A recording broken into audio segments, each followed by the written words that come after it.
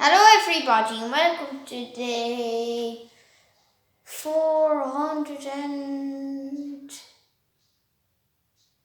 of Rhys' stories, and today I'm going to be reading you Fantastic Mr. Fox by Roald and illustrated by Quentin. Chapter 17, The Great Feast. Back in the tunnel they paused so that Mr. Fox could brick up the hole in the wall. He was humming to himself as he put the bricks back in place. "I can still taste that glorious cider," he said. "What an impudent fellow Rat is." "He has bad manners," Badger said. "All rats have bad manners. I've never met a polite rat yet." "And he drinks too much," said Mr. Fox, pushing the last brick in place. "There we are now, home to the feast." They grabbed their jars of cider and off they went. Mr. Fox was in front, the smallest fox came next, and Badger last. Along the tunnel they flew past the turning that led to Bounce's mighty storehouse, past Boggis's chicken house number 1, and then up the long home stretch towards the place where they knew Mrs. Fox would be waiting. "Keep it up, my darling," shouted Mr. Fox. "We'll soon be there. Think what's waiting for us at the other end, and just think what we're bringing home with us in these jars. That ought to cheer up poor Mrs. Fox." Mr. Fox sang a little song as he ran. "Home again, swiftly I glide, back to my beautiful bride. She'll not feel so rotten as soon as she's gotten some cider inside her inside." Then Badger joined in. "Oh, poor Mrs. Badger," he cried, "so hungry she very near died. But she'll not feel so hollow if only she'll swallow some cider inside her inside." They were still singing as they rounded the final corner and burst in upon the most wonderful and amazing sight any of them had ever seen. The feast was just beginning. A large dining room had been hollowed out of the earth, and in the middle of it, seated around a huge table, were no less than 29 animals. There was Mrs. Fox and 3 small foxes, Mrs. Badger and 3 small badgers, Mole and Mrs. Mole and 4 small moles, Rabbit and Mrs. Rabbit and 5 small rabbits, Weasel and Mrs. Weasel and 6 small weasels. The table was covered with chickens and ducks and geese and hams and bacon, and everyone was tucking into the lovely food. "My darling," cried Mrs. Fox, jumping up and hugging Mr. Fox. "We couldn't wait. Please forgive us." Then she hugged the smallest fox of all, and Mrs. Badger hugged Badger, and everyone hugged everyone else. Amid shouts of joy, the great jars of cider were placed upon the table, and Mr. Fox and Badger and the smallest fox sat down with the others. You must remember no one had eaten a thing for several days.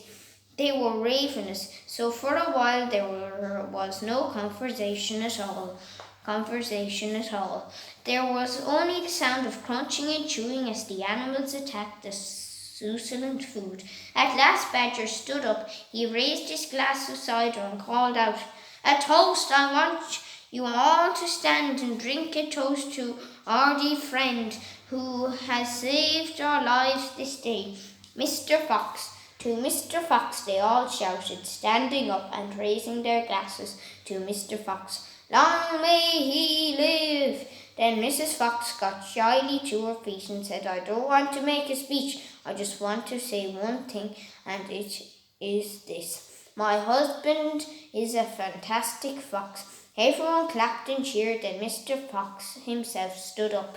"This delicious meal," he began, then he stopped. In the silence that followed, he let fly a tremendous belch. "There was laughter and more clapping. This delicious meal, my friends," he went on, "is by courtesy of Messrs. Bogus, Bounce and Bean, more cheering and laughter, and I hope you have enjoyed it as much as I have. He let fly another colossal belch. Better out than in, said Badger.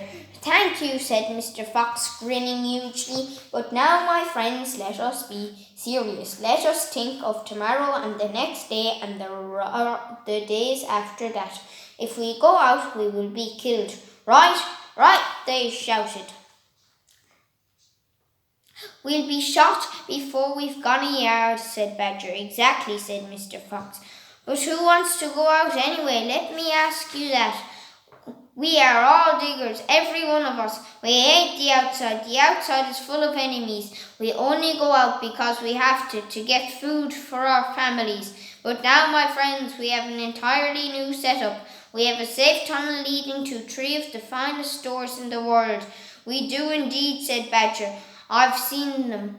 And you know what this means, said Mr. Fox. It means that none of us need ever go out into the open again. There was a buzz of excitement around the table. I therefore invite you all, Mr. Fox went on, to stay here with me forever. Forever, they cried. My goodness, how marvellous. And Rabbit said to Mrs. Rabbit, my dear, just think, we're never going to be shot at again in our lives. We will make, said Mr. Fox, a little underground village with streets and houses on each side, separate houses for badgers and moles and rabbits and weasels and foxes. And every day I will go shopping for you all, and every day we will eat like kings. The cheering that followed this speech went on for many minutes. The second chapter I'm going to be reading you today, which is the final chapter, chapter 18, called Still Waiting. Outside the fox's hole, Bogus and Bounce and Bean sat beside their tents with their guns on their laps. It was beginning to rain. Water was trickling down the necks of the 3 men and into their shoes.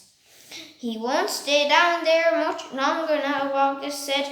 The brute must be famished, Bounce said. That's right, Bean said. He'll be making a dash for it any moment. Keep your guns handy. They sat there by the hole waiting for the fox to come out, and so far as I know, they are still waiting. And there's questions on the back saying, let's find out how carefully you were reading. What are the 3 farmers called? Bogus, Bean and Bounce, Declan, Duncan and Daniel, John, James and Jack. And the answer there is answer A, which is Bogus, Bean and Bounce. And question 2, where is the hole Mr. Fox lives in? A, under a bush, B, near the train station, or C, under a tree. And your answer there is C, under a tree.